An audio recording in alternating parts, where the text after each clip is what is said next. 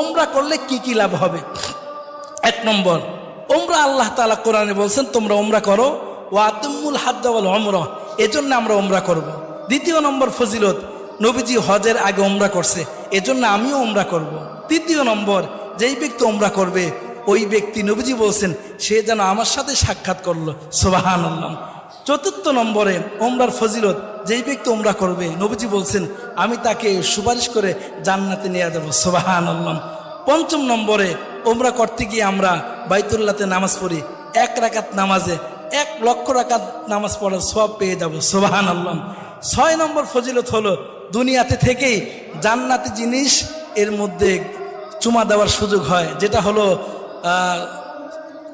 আসওয়াদ পাথর, হজরে আসওয়াদ, এর মধ্যে চুমা দেওয়ার সুযোগ হয়। 7 নম্বরে, ওমরা করলে জিন্দেগির গুনাহ মাফ হয়ে যায়। 8 নম্বরে, ওমরা করলে দোয়া কবুল হয়।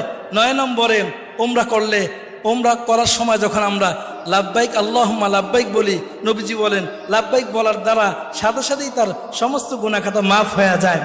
10 নম্বরে, যেই ব্যক্তি ওমরা করে, ওমরা করার কারণে জান্নাতের বাগান রওজাতুম মিন রিয়াজিল জান্নার ভিতরে তার যাওয়ার সুযোগ হয়ে যায়। 11 নম্বরে,